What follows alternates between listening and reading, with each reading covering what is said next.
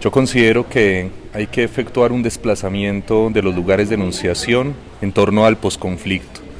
Lo primero es que siento que hay instalado un imaginario previo al proceso de paz que utiliza una palabra como extraña y que todavía no tiene mucho fondo, porque lo que se está negociando en La Habana es el final de la lucha armada y no el final del conflicto, porque el conflicto, una sociedad sin conflicto no podría vivir. El conflicto es necesario en cualquier tipo de sociedad, salvo que imaginemos la Pax Romana, una paz de los sepulcros. Entonces yo siento que lo primero es que hay que generar desplazamientos y fisuras discursivas en eso que llamamos posconflicto. Y siento que en ese sentido hay un segundo escenario que es el de la construcción de paz que se viene haciendo antes del proceso de negociación en La Habana. Y en ese proceso de construcción de la paz, porque el anhelo y el deseo de paz de Colombia no aparece con el proceso que hoy se está desarrollando en La Habana, aparece anterior a ese proceso, y yo siento que el proceso es más bien una consecuencia de la fuerza social con lo que se ha venido pensando el tema de la paz desde sectores invisibilizados o sectores silenciados. Y con esos sectores es que yo he estado trabajando, estoy trabajando con sectores sociales y con prácticas estéticas producidas en esos sectores que han imaginado y han deseado esa construcción de paz desde la base. Entonces yo siento que por un lado habría que diferenciar entre terminación del conflicto armado y escenarios de posconflicto, y por otro lado que la construcción de la paz no empezó en el momento en que se sentaron a negociar como por quinta vez en lo que implica mi generación, en un diálogo entre fuerzas beligerantes. Lo que yo he encontrado en esta otra lectura, en esta ruta desde las prácticas estéticas, que no se logra encontrar ni en el derecho, ni en la política, y tampoco se logra encontrar como en los discursos institucionales, es el papel fundamental del arte y las prácticas estéticas en esa imaginación y en esa construcción de una sociedad distinta. Y ahí es donde yo lograba anclar las experiencias de juventud y las políticas de juventud, pero no entendiendo políticas desde el marco institucional, sino políticas como ejercicios de poder de los propios jóvenes o desde ellos mismos. Y yo he encontrado como tres características de esas formas políticas de la juventud y ejercicios políticos de la juventud en la construcción de paz. La primera la encuentro en términos de procesos de reconciliación.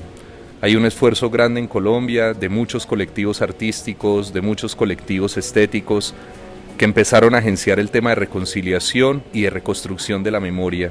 El caso en Córdoba, por ejemplo, una zona muy afectada por la guerra, con grupos teatrales que han venido como reconfigurando esas memorias de la muerte, esas memorias de la desaparición, y que lo han hecho a través del arte.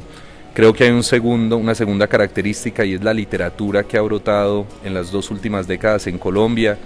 Creo que es una literatura también escrita por algunos novelistas jóvenes que viene retratando esos posibles escenarios de reinvención de lo social.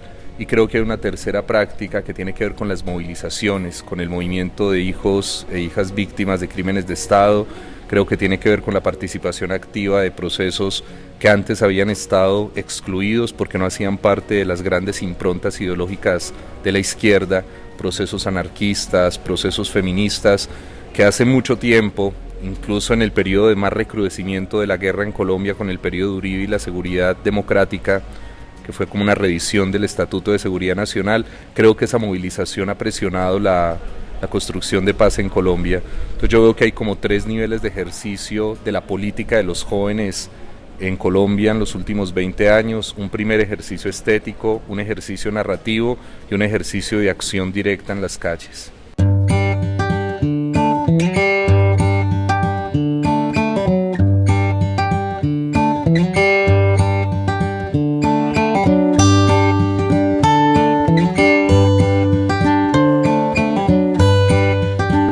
Yo creo que ahí está como el gran desafío y la gran dificultad, porque el Estado tal y como lo concebimos, bajo las lógicas del capitalismo, va a seguir generando antagonismos que seguro van a reproducir formas de violencia.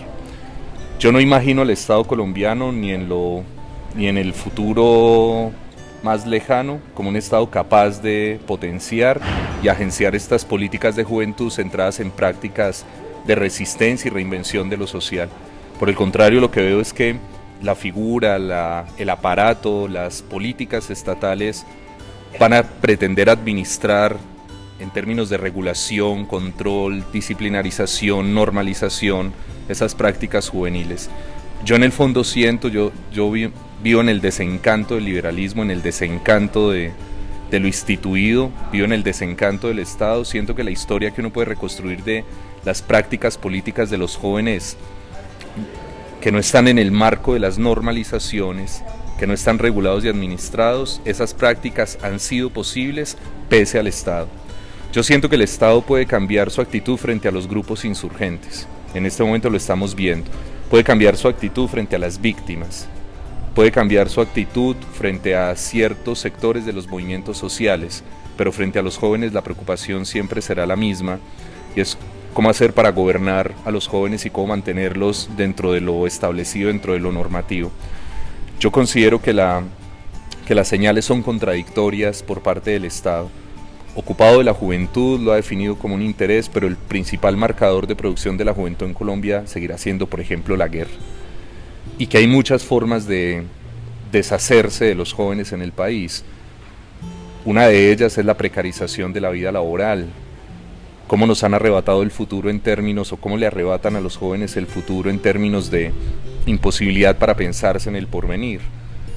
Flexibilizaciones laborales, precarizaciones, casi que en el fondo una reducción del ser joven a la instrumentalización del mercado, que creo que eso lo está agenciando el Estado. Si uno revisa cuál es el imaginario y cuál es el ideal de joven que viene produciendo el Estado colombiano en los últimos 20 años, se encuentra que no son jóvenes con capacidad de agencia. En lo real, yo creo que hay una retórica visible de esa producción de jóvenes y hay unas lógicas invisibles muy fuertes que operan sobre este tipo de acciones para callarlas, invalidarlas, deslegitimarlas, negarlas. Pues creo que las resistencias seguirán siendo claves en ese escenario. Ahora, lo que sí pienso que el Estado tendría que hacer es ser capaz de crear las condiciones para que los conflictos que van a seguir existiendo con las emergencias juveniles, con las prácticas políticas de la juventud en Colombia, repito, de la juventud que hace parte de los procesos de resistencia o reexistencia, no terminen en escenarios de contradicción antagónica. El antagonismo implica la noción del enemigo y eso lo puede tramitar el Estado de una manera distinta. Cómo lograr agonismos y no antagonismos. La imagen del agonismo implica la del adversario. Al adversario no hay que matarlo, al enemigo sí. En Colombia la relación política es una relación de amigos-enemigos. Así, en esos términos está el proceso de paz. Unos vencidos, enemigos, y un vencedor que establece su derecho sobre el otro. En la relación con los jóvenes creo que pasa igual. Y siento finalmente que las señales son contradictorias con algo como el Estatuto de Ciudadanía Juvenil. Creo que son señales contradictorias las formas de criminalización de las maneras de ser joven, que no hay una sola manera de ser joven, y la distribución simbólica y la visibilización de los jóvenes en Colombia también es absolutamente compleja, porque no es lo mismo ser joven caminando por la Séptima en Bogotá que ser joven en Bojayá, después de la guerra. Creo que esas diferencias hay que tenerlas en cuenta.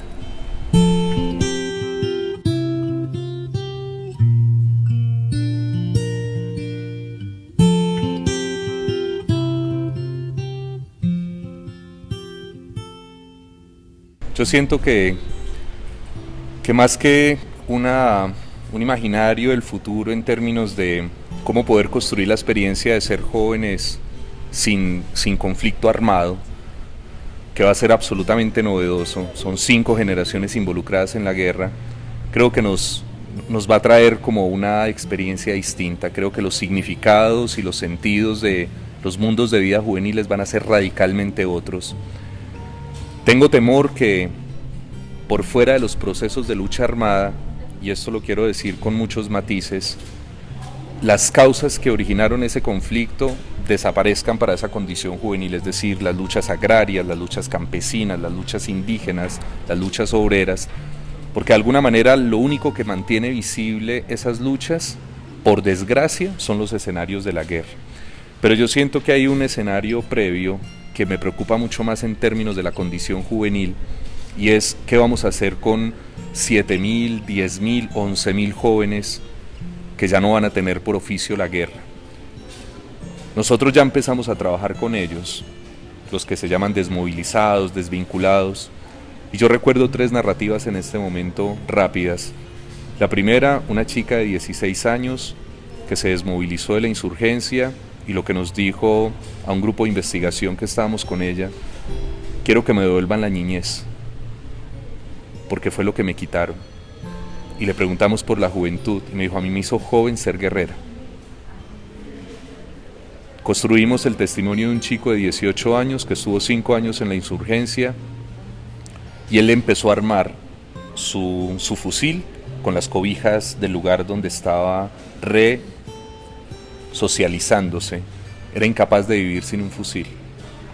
Y la tercera historia, un chico que sintió que ahora era un civil cualquiera, perdió la familia y la familia era la insurgencia, perdió la identidad y la identidad era la guerra, perdió el vínculo de amistad porque sus amigos eran guerreros y ahora es un personaje que ni siquiera sabe quién es, que tiene miedo de construir algo distinto de él, porque la experiencia de la guerra, cuando se vive, marca para siempre, y sobre todo el ser joven, porque viene heredando toda esta tradición de el heroísmo. Eso es desde los griegos, que pensamos jóvenes y guerreros al tiempo. Entonces yo siento que el desafío es cómo desguerrerizamos la experiencia de juventud vinculada a la guerra, porque no basta con quitarles las armas y quitarles el uniforme, hay que reinventarles su cuerpo, hay que reinventarles su piel, hay que reinventarles sus palabras, hay que reinventarles sus recuerdos. Y lo que estamos viviendo hoy en este momento con los jóvenes desmovilizados es que la ciudad se les convierte en otra trinchera. Y ese es un desafío sobre todo en nuestras prácticas investigativas, porque tenemos que ser capaces de intervenir no sobre políticas para la desmovilización, sino políticas para la reinvención. Además la palabra desmovilización les pesa mucho. El desmovilizado, el que ya no tiene movimiento, como aquietado y como negado, es cómo nos reinventamos esos cuerpos. Y yo siento que una clave para eso es pensarlo en términos de lo que nos enseñan los mitos. Ares era amante de Afrodita, y Ares, aquella figura terrible de la guerra en Occidente, solo aparece, por ejemplo, en una pintura de Botticelli, desnudo, en un paisaje idílico, sin armas, completamente desguerrerizado por la fuerza de Afrodita, que rige los destinos de Eros, del amor. Entonces siento que si hay una política que hacer en el país para reconstruir la condición juvenil después de la guerra, es una política amorosa, es una erótica política, una poética del cuerpo, porque creo que en lo otro nos estamos equivocando.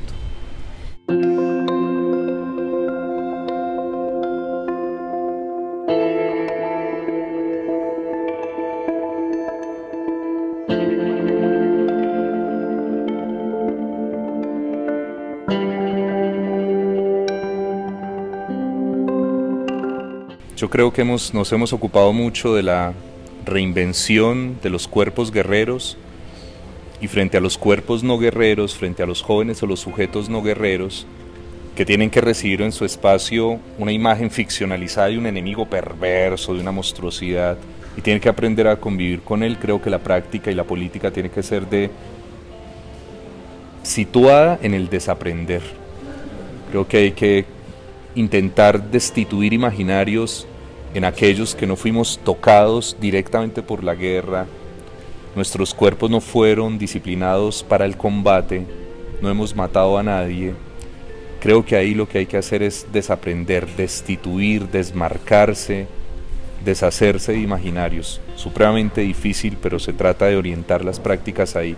Y en aquellos que vienen con el calor de la batalla, con las marcas de la guerra en sus cuerpos, con las heridas en sus narraciones, creo que hay que reinventarles todo.